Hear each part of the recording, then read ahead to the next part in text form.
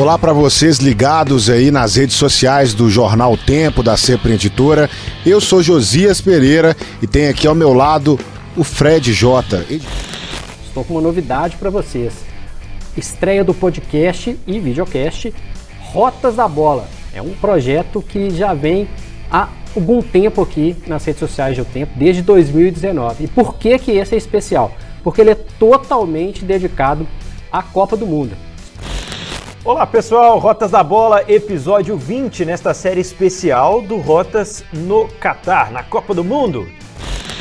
Fala pessoal, nova temporada do Rotas da Bola, um podcast de O Tempo Esportes que fala sobre o futebol internacional. Parabéns ao Rotas da Bola, hoje é dia da gente relembrar aqui alguns episódios marcantes e relembrar também o que rolou no futebol internacional de 2019 para cá. Tudo sobre futebol internacional. Rotas da Bola. Seja bem-vindo, bem-vinda! Tá começando mais um Rotas da Bola, o podcast de futebol internacional de O Tempo Esportes. Eu sou o Pedro Abílio, comigo o editor de O Tempo Esportes, Fred Jota. Hoje a gente vai falar sobre o ano de 2019, o ano de 2020, o 21, o 22, até chegarmos em 2023. Afinal de contas, estamos comemorando 100 episódios do Rotas da Bola e neste 100º vamos relembrar alguns momentos marcantes, não só do nosso podcast, mas que rolaram também futebol mundo afora, não é isso, Fred? Tudo bem? Tudo bem, Pedro, é isso aí. É um dia muito especial, né? Porque falar de futebol internacional é para um nicho que cada vez vai crescendo mais. É verdade. E é um grande prazer estudar. A gente estuda futebol, viu, gente?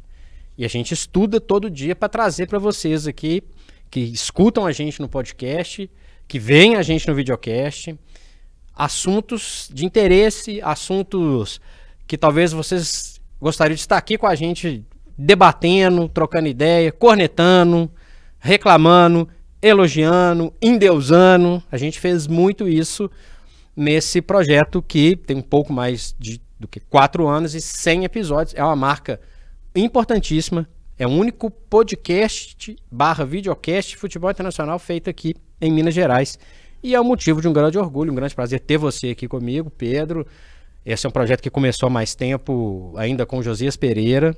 A gente vai falar um pouquinho dessa trajetória, mas te falo que é uma alegria imensa poder falar sobre futebol internacional, debater, analisar, trazer números. Nós vamos lembrar de algumas histórias aqui que a gente trouxe nesse período aí. Teve gente que estourou no Rotas da Bola antes de estourar nos campos do futebol mundial, Pedro. É verdade. Vou mandar um grande abraço para o Josias Pereira. Já era ouvinte do Rotas da Bola quando vocês me convidaram ali para as participações esporádicas. Cornetava mais o Manchester United. Não falava tanto do Manchester City, porque ainda era um Manchester City bem diferente desse que é hoje, de título continental. Acho que hoje, a cada 3 episódios, a gente fala do Manchester City de algum jeito. É o grande exemplo hoje do futebol internacional.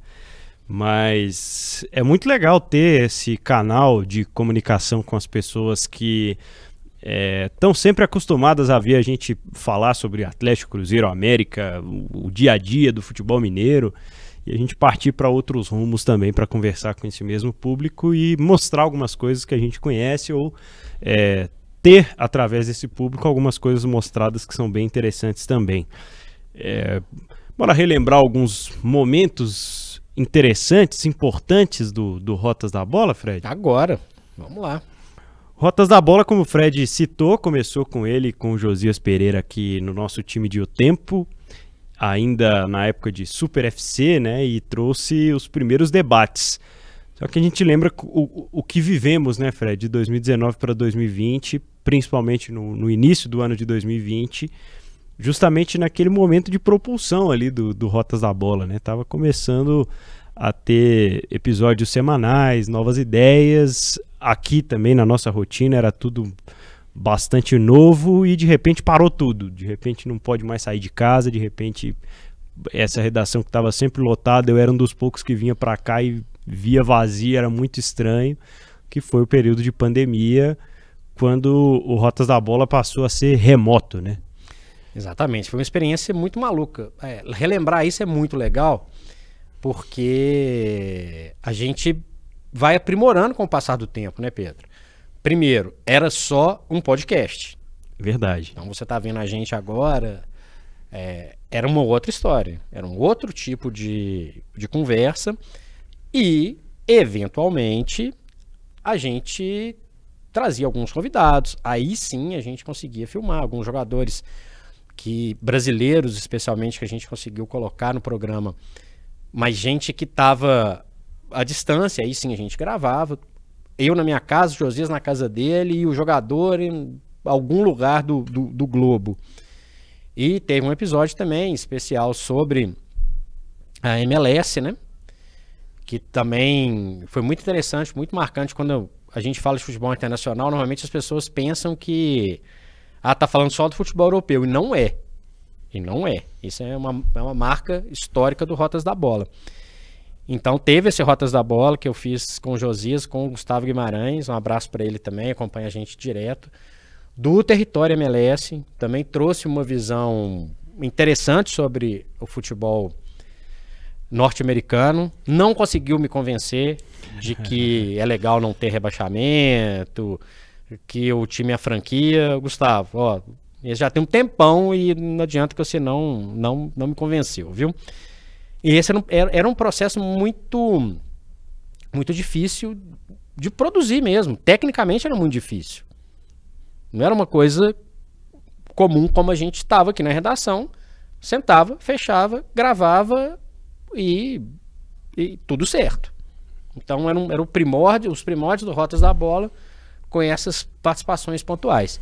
E a pandemia realmente mudou o nosso ritmo de trabalho. Não tinha jogo, não tinha um monte de coisa, e tinha uma distância física que realmente era muito pesarosa pra gente, né, Pedro?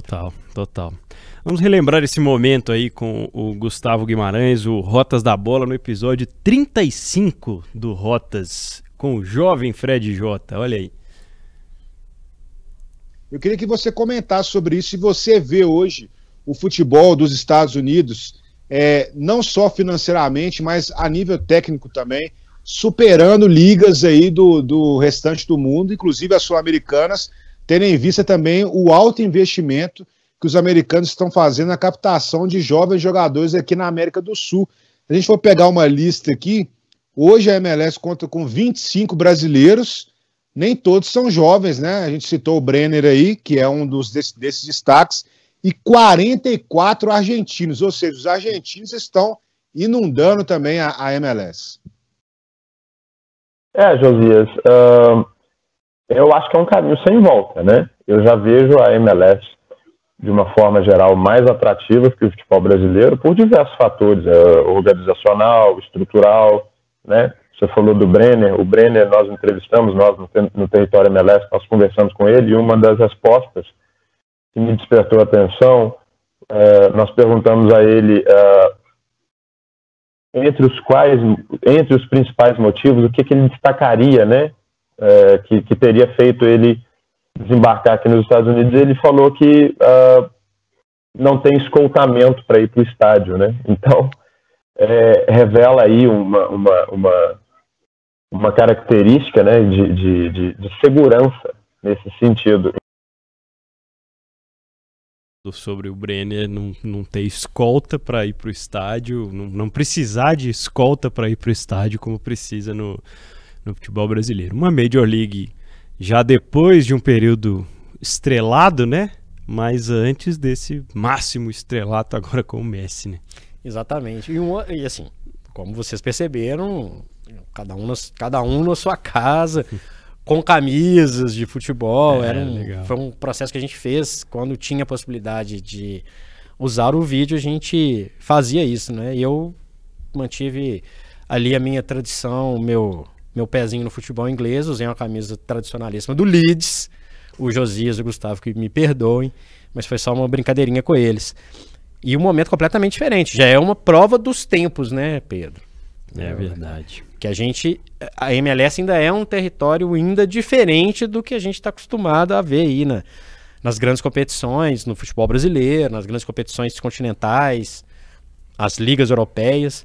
Mas foi uma experiência muito bacana, inclusive o Gustavo vai estar convidado para ele voltar aqui, para ele falar mais um pouquinho sobre MLS agora, nesse cenário novo, viu, Gustavo? E legal que em 2020 vocês já estavam discutindo o fato de muitos jogadores brasileiros saírem aqui do Brasil, de até grandes times, né, do futebol brasileiro, e irem. Na época o exemplo era o Brenner, mas são inúmeros outros, né, que saem aqui do futebol brasileiro para jogar nos Estados Unidos. De certa forma se tornou, né, um mercado um pouco mais comum, algo que não acontecia tanto pouco antes desse período. Avançando um pouco no tempo, o Rotas da Bola se transformou, né, nesse videocast por causa da Copa do Mundo, né? Nós tivemos um projeto especial na Copa do Catar, em que trouxemos 20 episódios especiais, e durante toda a Copa do Mundo, pré-Copa, aliás, a gente já estava produzindo Rotas da Bola especial e analisamos vários pontos. Foram episódios muito interessantes, tem muita coisa cultural, né, do que envolveu essa primeira Copa do Mundo no Oriente Médio, essa Copa do Mundo diferente, em época diferente. Falamos sobre horário, sobre estádio, sobre jogadores naturalizados, e aí depois partimos, né, para as análises de campo, que foram muito interessantes também. A gente vai reviver aqui um momento do episódio de maior audiência do Rotas da Bola. Quero mandar um abraço para o Lucas Maia, que está com a gente nessa jornada aí nos bastidores, lá no audiovisual também, o Getúlio, o Iago Lemos aqui, que sempre nos atura nas gravações e nos testes de áudio. Mas aí o Lucas falou, pô, esse Rotas da Bola bombou fora do normal, assim, esse que a gente falou sobre o título da Argentina. E no encerramento desse episódio a gente mandou um recado para a dona FIFA, olha aí. Que para mim termina realmente com um gostinho muito bom, que 2026 seja uma Copa muito bacana, viu, Pedro? Que algumas coisas que a gente achou como decepção, que tem evolução, outras que a gente possa ter outras surpresas. E FIFA, pensa com carinho, cuidado com esse regulamento aí, não faz a gente ficar chateado, não. Vem aí um formato diferente, né? Vem aí uma Copa do Mundo que ainda está totalmente em aberto. A gente não imaginava 4 anos atrás que tivéssemos mudanças, por exemplo, no calendário. Quer dizer, já sabíamos, mas não imaginávamos ainda como seria, né? Mas para as mudanças no formato, no número de seleções, realmente assusta um pouco quando a gente para pensar. Tomara que seja uma Copa do Mundo diversa, que seja uma Copa do Mundo em que a gente vá observar uma evolução no dentro e no fora de campo, que o futebol continue evoluindo como a gente está vendo com o passar do tempo, Fred. Evoluindo e dando pra gente que ama esse esporte, essa sensação boa, que é legal mexer com isso, que é legal trabalhar com isso, que é legal acompanhar isso, né, Pedro? Bom, na época pelo menos era. Se vai ser com as 48 seleções, não sei, Fred. Pois é. Nesse meio tempo, né, você falou de outras possibilidades de abertura e temos aí um sauditão bombando pouco tempo depois, né? Me incomoda até hoje a questão das 48 seleções. Também. Então o recado que a gente mandou ali, acho que a FIFA não... Ainda tá valendo para a FIFA, para o Arsène Wenger, para a turma toda aí. Uma turma aí que tá inventando muita moda. E ali a gente já via que, como o tempo passa rápido, né, Pedro? Já era o videocast, mas num cenário completamente diferente. Total. Lado a lado, hoje a gente faz um de frente para o outro, enfim. É legal também ver esse sinal do tempo. E o que não mudou, em hipótese alguma, é o amor pelo futebol. Esse continua ali. E é o que faz a gente aturar, inclusive, essas maluquices que a gente aguenta. 48 seleções, eliminatórias com 18 rodadas na América do Sul. Enfim, dá para fazer um Rotas da Bola especial de presepadas que a gente atura porque a gente ama o futebol, viu, Pedro Amigo? É verdade, são muitas. Pouco depois que terminou a Copa do Mundo, a gente trouxe um episódio especial com um craque da Bundesliga, né? Um jogador do campeonato alemão, camisa 10 do Werder Bremen, filho de brasileiros, mas que nasceu na Alemanha. O Léo Bittencourt, filho do Franklin, que jogou no Fluminense. O Léo esteve com a gente no episódio 49 do Rotas da Bola e falou um pouquinho sobre a experiência dele no futebol alemão, a experiência na ida para a Alemanha. A gente vai relembrar um trecho em que o Léo Bittencourt fala para a gente sobre esse início, né? Como a família foi para a Alemanha e ele se tornou esse brasileiro alemão do Werder Bremen. Eu primeiro queria pedir para que você contasse, né, para os brasileiros, para o público aqui do Tempo Esportes, quem é o Léo Bittencourt, a sua história, né, que você foi parar aí na Alemanha, sua família foi parar aí na Alemanha, Léo?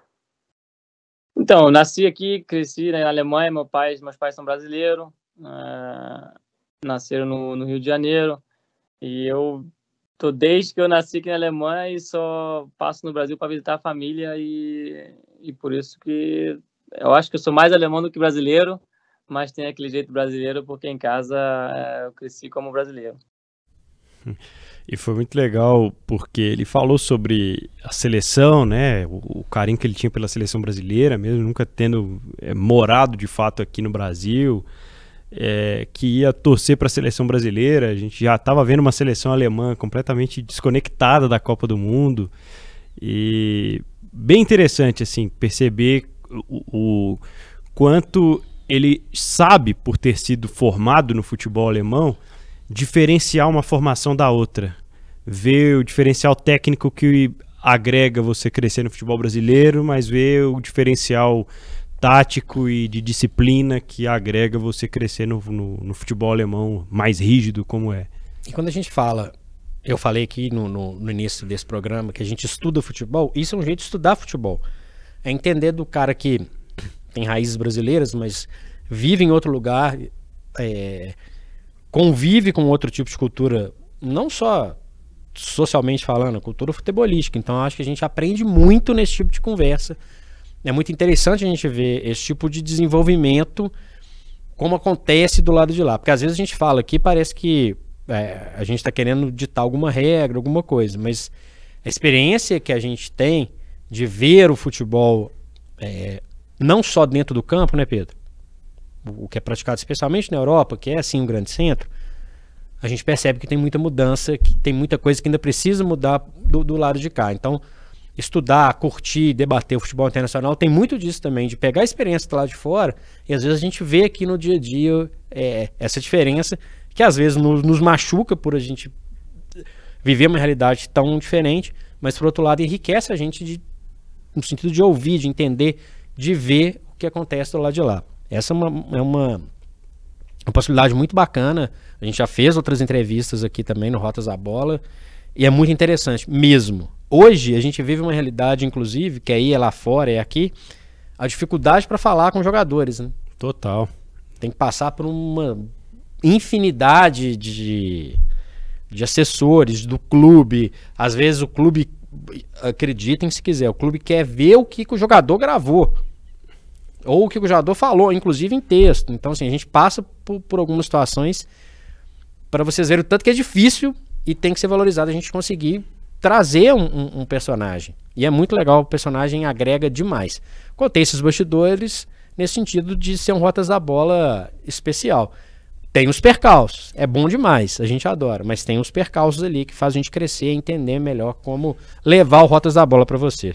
E tem a resenha também, né? De vez em quando a gente se diverte com as histórias aqui no Rotas da Bola, ou de vez em sempre, muitas histórias divertidas passam por aqui, como aconteceu no episódio em que falamos sobre o Napoli, campeão italiano, analisando o técnico Luciano Spalletti, talvez o episódio mais marcante desses 30 anos aí de hiato até o Napoli conquistar o campeonato de novo. Extrema colocou uma faixa no CT.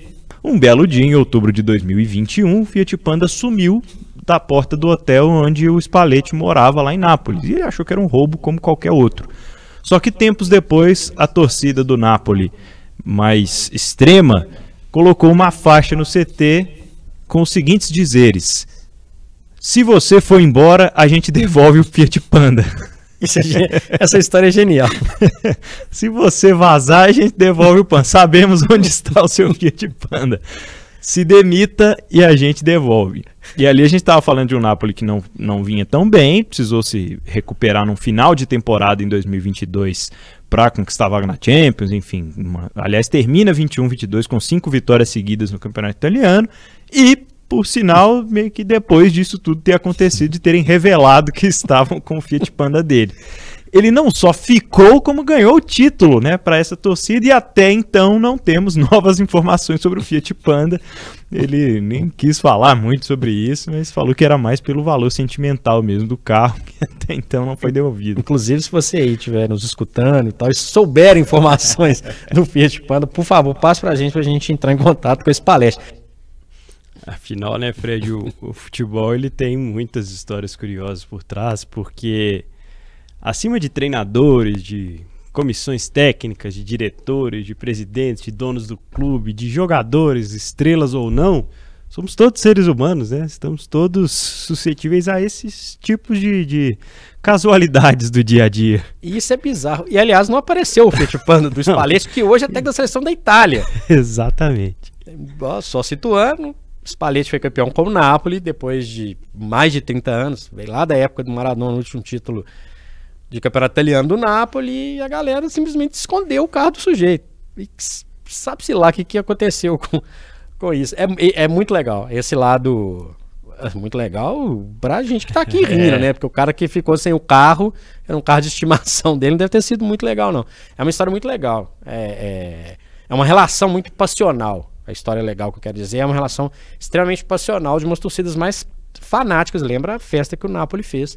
Um dos destaques desses mais de 4 anos do Rotas da Bola. É verdade. Nós falamos muito do Napoli também. Cobrir esse tipo de título, né, que envolve tanta paixão. O Napoli esse ano, o título do Leicester em 2015, a identidade que aquele povo tem com o clube para ele se tornar ali um campeão. Acho que aconteceu algo bem parecido assim quando o Lille ganhou o campeonato francês em 2021 de novo, depois de um período. Então acho que isso faz parte, né, dessa paixão e acaba alimentando as formas de a gente contar essas histórias também, porque vão aparecendo ali histórias do cotidiano, né? O torcedor que não viu o time ser campeão há tanto tempo, os torcedores que nunca viram o time ser campeão, acaba trazendo novas ligações em relação a isso. Pra gente fechar esse momento de memórias, temos 2 momentos de memórias com convidados aqui do Rotas da Bola mais uma vez, Fred.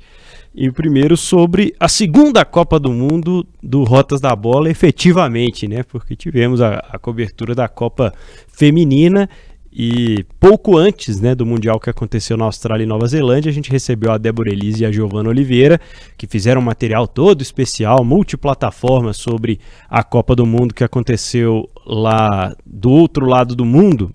E na reta final ali do episódio, eu apostei na Espanha, você apostou na Inglaterra, a gente até brincou no domingo da decisão, né? E as meninas fizeram as apostas delas também, que a gente vai relembrar agora. Esse talvez é o momento do futebol feminino em que outras seleções mais começaram a chegar no mesmo nível, né? Por muitos anos e muitos ciclos de Copa e Olímpicos, os Estados Unidos estavam lá em cima e as outras seleções na prateleira abaixo. E agora é o momento em que a gente pode citar a Inglaterra, a gente pode citar a Espanha, porque o Barcelona realmente, se você olhar aí listas das 30 melhores jogadoras de futebol do ano passado, a maioria são jogadoras do Barcelona, mas eu não descartaria nunca os Estados Unidos por conta da experiência e por conta de quanto mais tempo para trás ali elas têm no desenvolvimento da modalidade, no desenvolvimento de categorias de base, em jogadoras jovens, é aquilo que de um ano para o outro surge uma seleção completamente nova, né? Claro que as peças ali vão se manter, uma Morgan e tal, mas surgem meninas que você talvez nunca viu jogando e jogam muito bem. Então é impossível não falar dos Estados Unidos, mas também, assim, eu sou uma eterna romântica, eu acho que o Brasil, olha, a gente falou aí de Alemanha e de Inglaterra, o Brasil jogou muito bem contra essas 2 seleções, viu? Então, talvez eu vou lá fazer aquela apostinha ali, quem sabe, no Brasil. Aquela fezinha no Brasil. O Brasil ganhou da Alemanha, né, em amistoso recente, e perdeu para a Inglaterra na finalíssima, primeira edição da finalíssima, né, no futebol. E teve um desempenho que empolgou muito, né, diante de 2 seleções muito fortes. Nos pênaltis era para ter vencido, tá? Nos pênaltis. Se não fosse a grande goleira Mary Rapps. Goleiro, inclusive, que ganhou o prêmio, né, de melhor goleira de luva de ouro. Sim, sem clubismo nenhum. Entendi. Estamos surpresos também, viu, o Giovana Oliveira. Quem é que vai mais chamar atenção nessa Copa do Mundo? Quem é que você apostaria o seu suado dinheirinho? Eu vou apostar só no Brasil mesmo. Eu realmente não quero colocar pra fora. Mas eu acho que todas que estaram, mas não podemos deixar de falar também sobre a França, que mesmo de tudo que tá acontecendo, o técnico há pouquíssimo tempo, só em março que chegou o novo técnico, tem outras questões assim, imbróglios também, mas são os atuais campeões também, estão jogando muito bem ainda, então tem esse ponto, e claro, a Alemanha. Interessante, né? A Débora começa falando sobre o equilíbrio e a seleção dos Estados Unidos não foi a mesma. E a Giovana cita a França, sofremos na mão delas. Tem um trecho desse episódio em que eu falo sobre decidir contra Jamaica e Panamá no saldo de gols quem ficaria em primeiro no grupo do Brasil. E o futuro mostrou o que estava certo e o que estava errado nessa projeção aí, Fred. Foi uma Copa muito bacana, uma Copa que quebrou alguns paradigmas. Alguns a gente falou sobre ele nesse programa especial, que foi muito bacana. E eu criei a expectativa do It's Coming Home, né? De novo, né? E isso era muito interessante também, porque tô falando pelo fato do viés da Inglaterra, país que criou o futebol e a relação que o país há algum tempo já passa a ter com o futebol feminino era muito legal e chegar à final da Copa do Mundo foi super legal, ganhar seria melhor ainda, claro, mas ele era um período também de estudo pra gente. Total. Né? A gente também estava tentando entender melhor para quem tá nos vendo, nos ouvindo, pô, essa turma pelo menos tem que ter um embasamento para falar, e acho que a gente estudou bastante para fazer esse episódio, foi muito legal ter feito. Acertamos a final e, enfim, deu Espanha. E a gente estudou bastante também para falar sobre o novo Eldorado do futebol, né? O Fred já citou aqui neste episódio, a Arábia Saudita nos surpreendeu de 2019 para cá. Talvez um dos mais marcantes fatos seja o fato da abertura de mercado da Arábia Saudita, do investimento do governo local em algumas equipes para a contratação de grandes estrelas do futebol mundial. Para esse episódio, a gente recebeu o Fred Teixeira, que também produziu um grande material multiplataforma aí, disponível lá no Tempo Esportes, em várias reportagens, em análises muito mais profundas assim do que o que a gente vê hoje mais superficialmente do que se tornou ou do que está se tornando o Campeonato Saudita de Futebol. Vamos acompanhar. Às vezes o cara vai para um país periférico do mundo da bola e nem sempre isso vai ser o suficiente, por exemplo, para eu ver o Messi lá nos Estados Unidos. Eu até agora vi flashes do Cristiano Ronaldo na Arábia Saudita, um cara que eu sempre curti, mas assim, não é um preconceito. É um nível de futebol que ainda não chegou com o cardápio que a gente tem à disposição. E a grande questão é essa, Jota. Você vai investir 20 bilhões de reais em jogadores. Você vai gastar esses 20 bilhões em 10 jogadores. Por que não você gastar esses 20 bilhões em 50 jogadores, distribuindo para todas as equipes, fazendo com que o campeonato local desenvolva? Realmente, esse é o ponto. E a discussão segue. Poucas semanas depois foi gasto uma dinheirama para tirar o Neymar do PSG. E mais alguma turma. E mais uma depois, turma. Né? O que eu falei ali, para mim é a mesma coisa. O cardápio é muito variado. E eu, sinceramente, não me convenceu ainda um campeonato com dinheiro concentrado em 4 clubes. O Fred Xará ali falou concentrou em 10 jogadores, na verdade acabou sendo um pouco mais um tempinho depois, mas a grana maior também. Uma grana colossal. Mas ainda não é desperta a curiosidade? Claro. Nós somos loucos pro futebol, então você vai ter a curiosidade de olhar e tal, mas se você acompanhar, você ver, etc. Assim como eu falei que a MLS nos Estados Unidos me incomoda o fato de não ter um rebaixamento, não ter acesso, esse dinheiro concentrado, esse volume de dinheiro concentrado em 4 clubes, por mais que seja o Benzema, o Neymar, o Cristiano Ronaldo, Mané e tantos outros, ainda não torna uma coisa assim, pô, é isso eu quero ver e tal. Não mudei muito a respeito minha cabeça em relação a isso, não. Quem sabe no futuro e tal, com uma outra disposição do campeonato. A Premier League me atrai porque ela tem um equilíbrio que torna o campeonato muito mais atraente, para citar um exemplo mais prático. O Fred, eu não sabia que o pai do Haaland, o Erling Haaland, tinha sido jogador de futebol até o dia 11 de fevereiro de 2020, quando foi lançado o episódio 11 do Rotas da Bola. Você e Josias Pereira revelaram para o mundo aquela promessa metedora de gols que já estava no Borussia Dortmund naquela altura. Pois é, esse foi um Rotas bacana de fazer, porque faz parte disso que a gente está comentando aqui, de tentar descobrir em algum momento alguma pérola. Eu lembro que a gente falou na Copa do Mundo, por exemplo, do Gakpo. Verdade. Depois, muitas poucas pessoas conheciam, depois hoje é um jogador do Liverpool, o atacante holandês.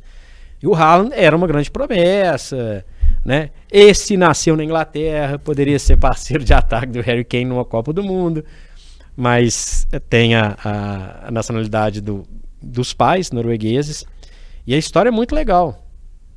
O Haaland pai quebra a perna na Premier League e praticamente encerra sua carreira, e quebrou a perna num clássico contra o United. Jogando pelo City. Já tinha jogado pelo Leeds também. E o interessante é que o filho volta depois e até agora tá vingando o pai com sobras, né? Nessa época a gente nem sabia. O Haaland era uma promessa. Esse programa ainda com Josias Pereira. Eu confesso que, sim, promessa parece quase que todo dia no futebol. Essa ia dar certo? Não sei. Deu. Pode ser a primeira premonição do Rotas da Bola? É verdade, eu acho que foi a primeira premonição. E um episódio que foi bem legal para mim foi o episódio em que a gente abordou a questão dos escândalos de manipulação. Estávamos em meio às primeiras informações sobre as investigações da Operação Penalidade Máxima, vinda lá do Ministério Público de Goiás, e enxergar que não era a primeira vez, que talvez não vá ser a última, mas que a gente precisa discutir um pouco mais, né, sobre a forma com que o futebol afeta as pessoas que estão ao redor dele e aos próprios jogadores, né? Porque jogador de futebol com salário astronômico, jogador que ganha, sei lá, mais de 100 mil reais, estava aceitando ganhar 50 mil para tomar um cartão amarelo. E assim aconteceu. E aí a gente foi buscar na história, né, que outras coisas haviam acontecido para burlar as regras, para manipular nem sempre os resultados, mas às vezes alguma parte ali do jogo.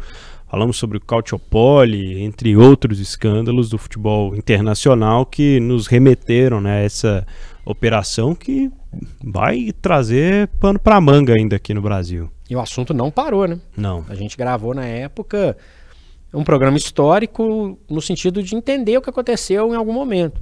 A Itália, que foi campeã em 82 diante do Brasil, sofreu um período ali de punições, de rebaixamentos do Milan, inclusive, já por problemas com a loteria italiana na época. A gente contou esses casos, o tanto que isso já influenciava no futebol. Na própria Itália, um tempo depois, a Juventus foi rebaixada por questões de manipulação. Enfim, infelizmente é uma história que se repete há algum tempo, com alguns picos de problemas. Esses dois, por exemplo, os dois italianos são casos que ficaram famosos. Tem as presepadas do Olympique de Marseille na França, que também teve tentativa de compra de jogadores. Enfim, é uma praga, né, Pedro, que ainda está por aí. E que necessita de punições efetivas para extirpar esse mal do meio esportivo. Porque eu, você e tantos que acompanham Rotas da Bola, nós somos apaixonados pelo esporte. A partir do momento que o esporte começa a ser manipulado, cara, eu vou fazer outra coisa. É isso. Relembramos aqui alguns momentos marcantes do Rotas da Bola. Vamos nos lembrando aqui ao longo desse episódio demais também, mas vamos relembrar momentos do futebol. Você viu que o Rotas já previa lá em 2019 para 2020, né, que o Haaland seria todo esse fenômeno, já contando ali a história do hoje atacante do Manchester City, que pode a qualquer momento despintar com uma bola de ouro aí. E o Haaland, se a KTO.com tivesse aberto lá em 2020 para o Fred J e para o Josias Pereira apostarem ali quem vai ser o próximo fenômeno do futebol mundial, talvez você estivesse milionário e nem aqui estaria comigo fazendo Rotas da Bola, Fred. Por isso, a KTO.com tá lá com as melhores odds para os melhores campeonatos. Tem Champions League que começou agora, tem todas as competições e outros esportes também para o pessoal palpitar lá na KTO, viu, Fred? Pois é importante que com a KTO você tem muitas maneiras de aproveitar o esporte e se divertir, como eu espero que vocês se divirtam com Rotas da Bola. Aliás, se alguém quiser fazer uns cortes aí de previsões desses 100 episódios do Rotas da Bola, vai ter muita gente que vai estar errando a previsão, viu? Mas brincando de um jeito responsável, viu, gente? Se você tem mais de 18 anos, entra lá na KTO.com, faça o cadastro, porque a KTO é onde a diversão acontece, seu Pedraville. E se for o primeiro palpite, é só usar o cupom OTEMPO, tudo junto, você ganha 20% de bônus lá na KTO. De 2019 pra cá, Fred, o que aconteceu de mais legal assim na Champions League? O torneio que a gente mais gosta de falar, vamos ser sinceros aqui, quando tem semana de Champions League dá um up no Rotas da Bola. Sem dúvida nenhuma. Acho que o que eu mais gostei de ver foi a confirmação do Guardiola com o City. Provavelmente o time do Rotas da Bola 2019-2023 é o City. Verdade. É um time mais agradável de ver. É um time que mexe com algumas peças, mas sempre com umas peças de qualidade. Talvez grandes jogadores passaram por ali. Até agora nenhum jogador do City especificamente foi o melhor jogador do mundo, né? Verdade. Mas a gente viu o De Bruyne, a gente viu esse fenômeno que é o Haaland, pegou um finalzinho do Sérgio Agüero, a gente viu o Rodrigo, para mim, um monstro, a gente viu bons coadjuvantes, Walker, Stones, Gundogan. A afirmação do Ederson, né? E mais uma turma aí que, né, Mahrez, que acho que foi super importante na conquista. A gente teve 19, 20, 21, 22, 23, 5 títulos e, na verdade, 4 campeões diferentes, que o Real Madrid ganhou 2 vezes. Teve a Champions League mais triste da pandemia, né, aquele espaço fechado, que o Bayern foi campeão, não pelo fato de ter sido o Bayern, mas pelo, né, o fato faltou um pouco de alma naquela Champions League. Total. O Real Madrid tem a cara da competição, é o maior campeão. Teve o Chelsea nesse meio do caminho, uma final surpreendente, sobre o City, mas que não era esse mesmo City de 2022, 2023, uma equipe que entrou para a história pelas 3 conquistas, Premier League, Copa da Inglaterra e Champions League, mas especialmente pelo padrão de futebol apresentado. Então, nesse processo da Champions League era Rotas da Bola, vou te falar que a preferência é do City. E esses jogadores foram muito marcantes nesse período, porque o Manchester City mudou pouco, né? Se a gente for pegar os times do futebol europeu, todos eles passaram por mudanças mais significativas. O Bayern campeão tinha o Lewandowski, né? E hoje é que tem o Harry Kane, mas passou por um retorno ali de Thomas Müller, dependência suficiente para ser campeão na Bundesliga durante todos esses anos, normal, mas que na Champions League a história foi diferente, né? E tem sido assim, mas a gente viu algumas coisas mudarem muito nas outras grandes camisas, no próprio Real Madrid, né? Que eu acho que é o outro que acompanha o City em termos de ter mudado menos. Mas o Real passou a ter mais confiança no Vinícius Júnior, passou a ter cada vez menos dependência da sua trinca de meio-campistas. O Casemiro sai, hoje Kroos e Modric ocupam o mesmo espaço, revezando entre titularidade e banco, e o Benzema não está lá mais, né? Então, nem o Cristiano Ronaldo. Então são mudanças bem significativas. É um processo, né? Nós vamos falar um pouco de Messi e Cristiano Ronaldo, mas é um processo que a Champions League perde 2 das suas figuras mais icônicas. Total. Né? É uma outra era que a gente está vendo. Essa agora, 2023, 2024, é a primeira Champions League sem nenhum dos dois. Então é um processo que apareceram outras estrelas. Mas em termos de conjunto, Pedro, e do futebol, o City, para mim, é insuperável. Aliás, são 2 decepções. o Messi e o Cristiano na reta final deles no futebol europeu, porque se imaginava que um ataque que tinha Messi, Mbappé e Neymar iria em algum momento dar mais trabalho. Não estou falando que ia de fato ganhar a Liga dos Campeões, porque é uma coisa impossível de cravar. A Champions é muito surpreendente. Mas, de alguma forma, eu imaginei que o Messi fosse assumir algum tipo de protagonismo diferente, porque ele sempre foi esse protagonista discreto, né? Ele sempre foi um cara que ia, flertava com o estrelato, com o super estrela, mas ao mesmo tempo ele era um cara mais na dele. E a transferência foi mudando isso completamente, né? A recepção ao Messi, a forma como tudo aconteceu, o time se rendendo a ele, mas rapidamente esse vestiário meio que se dissipou.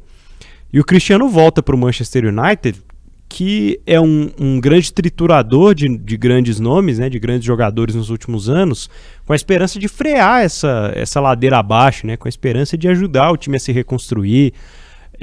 Passa por uma mudança brusca no comando técnico, em que ele se vê depois ali no meio de um furacão quando chega o Erik ten Hag, o novo treinador, e acabam terminando a passagem deles pela Europa da forma que a gente não gostaria ou não imaginava, né? Não imaginava, certamente. O Messi, eu ainda acho que ele ainda sonhou com o retorno para o Barcelona antes de ir para os Estados Unidos. O que aconteceu, o Messi foi vaiado pelo time do Paris Saint-Germain. O Messi foi campeão do mundo e o PSG não fez um post. Não preciso falar mais, né? E acho que isso criou também uma certa distância nossa, torcedor de futebol, em relação ao Paris Saint-Germain. Uma coisa muito fria. Faltou, eu falei isso várias vezes aqui também, faltou um tempero. Então o Messi, né, o Messi ganhou a Copa do Mundo, o Messi ganhou a Copa América e o Messi passou pela França. Fica até uma sensação de que, tipo assim, a despedida já era a final. Tipo, olha, Messi, e o Messi falando, olha, franceses, tchau. E o Cristiano Ronaldo, se tem um exemplo de uma administração confusa e equivocada, essa atende lá pelos lados de Old Trafford. O Manchester United, talvez, nesse período de rotas da bola, seja o grande europeu mais atrapalhado. Totalmente. Não consegui pensar de cabeça aqui. O Barcelona fez algumas lambanças também. Fiquei tentando pensar em outro. A Juventus agora punida mais uma vez também fez lambanças. Mas acho que no pacote como um todo, e considerando o potencial que tem, um show de horrores. Um show de horrores. E o Cristiano Ronaldo foi meio engolido, mas ele também, né, colocou as asinhas para fora de maneira lamentável, né? O Manchester United é o clube que projetou ele para o mundo, revelado pelo Sporting, mas foi lá que ele cresceu. Se a gente for pegar os números do Cristiano Ronaldo no início dele no Manchester United, não era esse artilheiro que ele se transformou depois. Ele se construiu lá, foi ser melhor do mundo lá. Uma cidade, uma torcida que amava o sujeito, saiu pela porta dos fundos, incomodado em ficar no banco, discutindo com o técnico, fazendo careta quando alguns companheiros, obviamente num nível inferior ao dele, faziam lá suas lambanças. Mas assim, ele não precisava disso. Poderia ter saído do clube e por cima, gente, fechou aqui meu ciclo, é isso mesmo e tal. Ficou sonhando em tentar jogar uma Champions League, ninguém quis arcar com essa questão. Ele foi parar na Arábia Saudita. São dois grandes nomes históricos, né? Qualquer top, alguma coisa esses caras vão estar, mas eles saem do olhar europeu em baixa. Hoje essa situação é uma das grandes decepções. Talvez a grande decepção no período rotas da bola, falando individualmente, seja essa saída, não os dois em si, mas a saída dos dois, esse ocaso deles no futebol europeu. Que era até natural pela idade, pela questão técnica, mas acabará acontecendo por outros fatores, né, que deixa a gente lamentando. Com relação aos brasileiros, né, que passaram desse período de 2019 para cá no futebol europeu e deixaram seu nome, sua marca na história por situações positivas principalmente, né? É impossível a gente não falar sobre as escolhas do Neymar, né, Fred? Que é outro que vai parar na Arábia Saudita e teve muito próximo, né, de conquistar a Champions nesse período de pandemia, naquela Champions da bolha, foi um protagonista, mas depois acaba não conseguindo dividir bem isso com o Mbappé, o elenco do PSG que começa uma temporada totalmente estrelado, na outra já estava diferente, de novo com estrelas, e ainda assim não conseguia ir muito para frente. E muitas lesões, né? O Neymar de novo passou nesse período, né, por algumas provações físicas aí. Esse período, especificamente do Rotas, 2019 para cá, o Brasil ganha uma Copa América em 2019, sem o Neymar. Sem o Neymar, machucado. Perde de 2021 com o Neymar. No Maracanã. No Maracanã, também sem torcida. Ele tem um protagonismo numérico na seleção brasileira, passou o recorde do Pelé e etc. Mas ele não é um ídolo unânime e toma decisões fora de campo, um show de horrores. O que irritou a torcida do Paris Saint-Germain.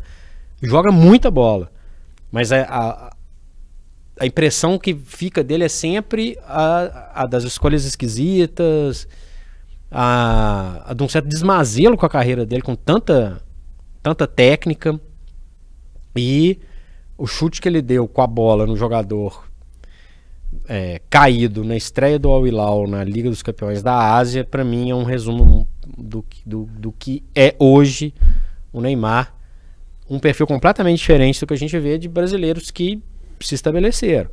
O Vinícius Júnior no Real Madrid, esse assim, inclusive fora de campo, como uma bandeira contra o racismo. Às vezes a FIFA não entende, não põe ele em algumas listas e tal, né? Parabéns, hein, FIFA. Mas é um jogador, talvez o brasileiro com maior destaque no futebol europeu. O Rodrigo ganha o espaço dele, o Militão também ganha o espaço dele. O Casemiro vira a década como um marco do Real Madrid, mas ele já começou a ser engolido pela bagunça do Manchester United. O Ederson se transforma num goleiro histórico para o Manchester City. O Alisson é um pilar do Liverpool que volta a ser campeão na Inglaterra depois de muito tempo. Então, assim, o futebol brasileiro na Europa é muito mais do que o Neymar.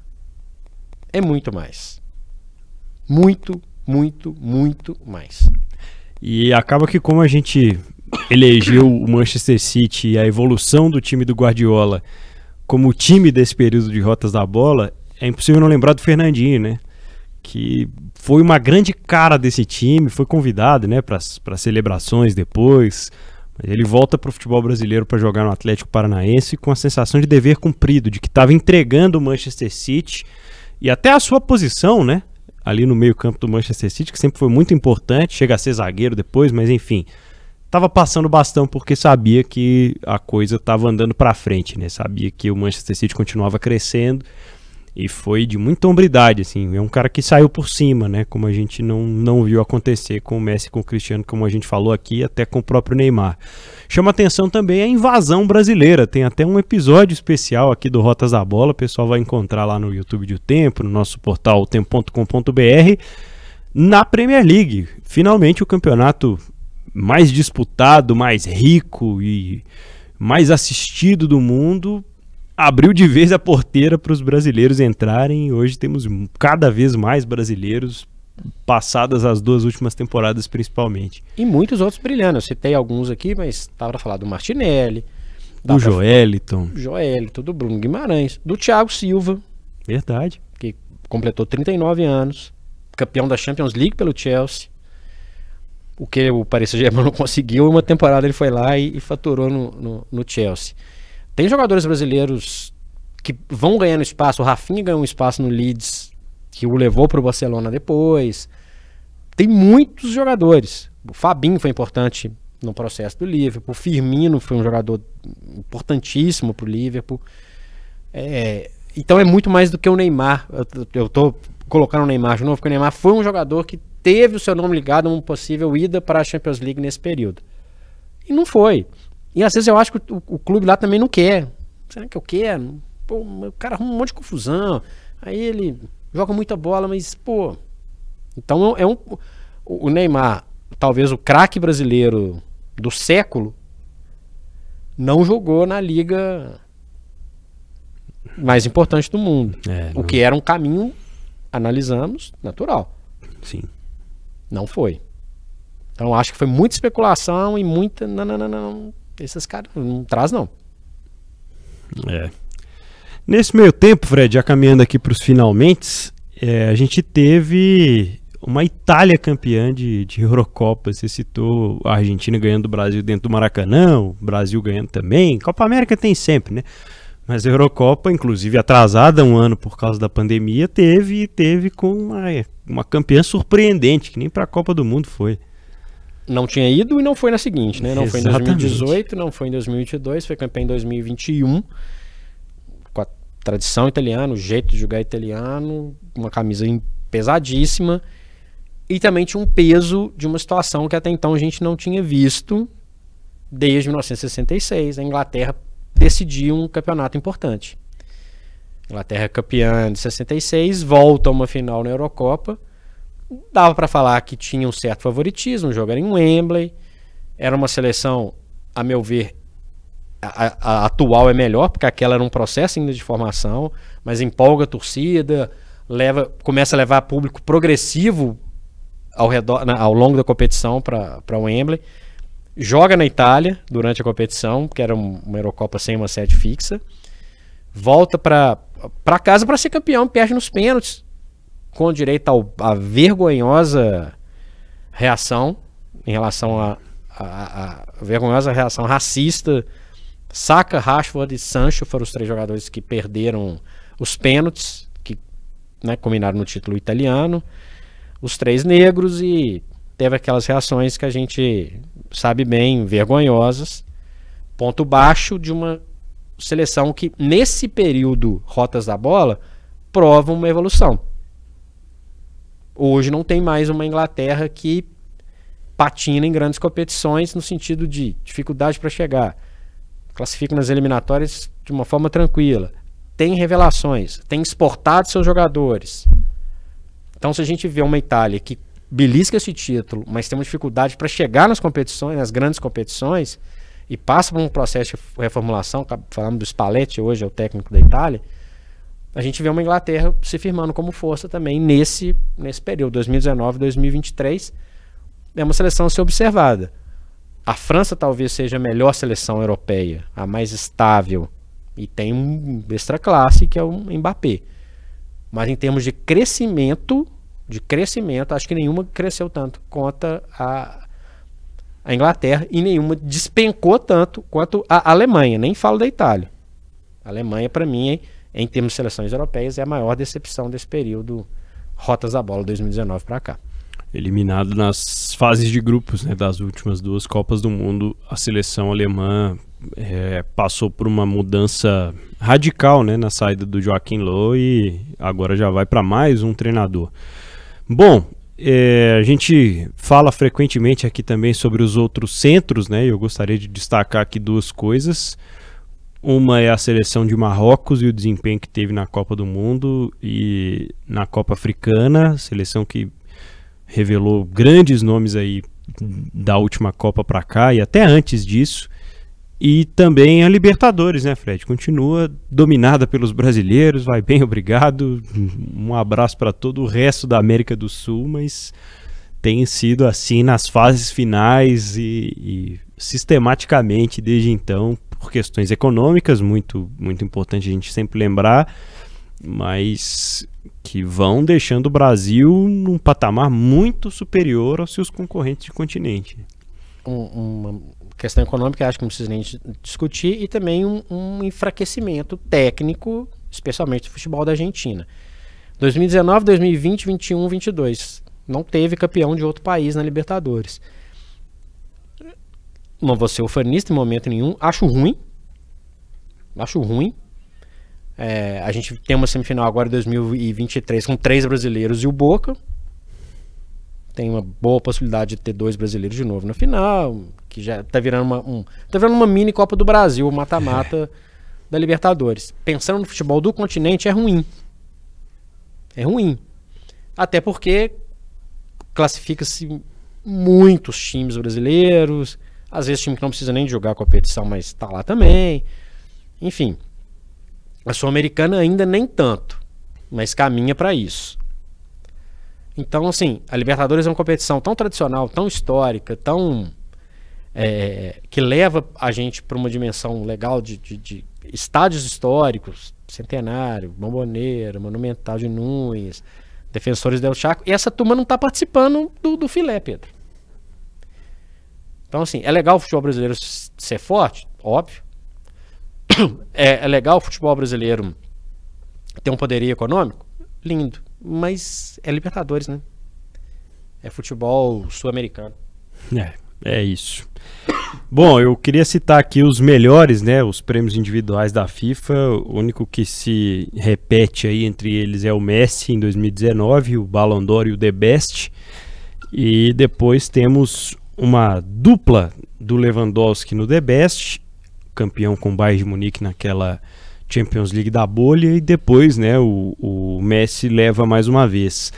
Já na Bola de Ouro, não tivemos em 2020, né, no ano da pandemia, e o Benzema foi o sucessor aí do Messi no título. O próximo a gente já imagina, tem episódio especial sobre ele aqui no Rotas, inclusive é o título do episódio, sobre o próximo melhor do mundo, que deve ser o Haaland, viu, Fred? Exatamente. Lembrando que nesse período também rolaram títulos históricos. O Liverpool ganha a primeira Premier League, o primeiro campeonato inglês depois de 30 anos. O Napoli, nós falamos, quebrou um jejum de 3 décadas. A Juventus despencou nesse período, o Inter e Milan também ganham campeonatos. O Rotas deu azar para a Juventus. Manteve o ritmo do Bayern em casa, diferença nenhuma. O Atlético de Madrid belisca um título com o Simeone, e o Lille consegue ganhar um campeonato francês, o desinteressante campeonato francês. Tem o prêmio The Best, tem o prêmio The Worst também, né? Né? Que se teve brasileiro que a gente discute dentro de campo, teve brasileiro fora de campo, que uma lamentação. E o prêmio The Worst, ou pior, nesse período, tem um trio aí. A disputa do The Worst de ouro fica entre Robinho e Daniel Alves. E o Antony tá fazendo tudo para tentar entrar nesse bolinho. É um ponto negativo, mas lembrando que a gente discutiu esses assuntos também no Rotas da Bola. O Daniel Alves era o líder líder técnico e histórico de uma seleção brasileira que acabou de ganhar uma Copa do Mundo. Hoje o jogador está preso na Espanha. O Robinho já é um caso, né, histórico, e o Antony ainda em investigações, mas também dando um mau exemplo. É bom o futebol brasileiro ter espaço, destaque. A gente falou de vários aqui. O balanço obviamente é positivo. Essa turma ainda bem é uma minoria, mas tem esse lado ruim do esporte, que a gente também não deixou de falar aqui no Rotas da Bola, viu, Pedro? É verdade. É isso, Rotas da Bola, episódio 100 vai ficando por aqui. Quero mais uma vez agradecer a audiência de todos, e mais do que isso, a oportunidade e a companhia, a parceria aqui dos temas e o aprendizado, viu, Fred? É um prazer estar com você aqui, Pedro. É muito bom e muita história para contar ainda, viu? Grande abraço, eu sou o Pedro Abílio. E eu sou o Fred Jota. Esse foi o podcast especialíssimo número 100, Rotas da Bola, que você pode acompanhar no seu tocador de podcast preferido e no portal O Tempo, assim como no YouTube de O Tempo, gente. Aquele abraço, vem mais 100 por aí, hein?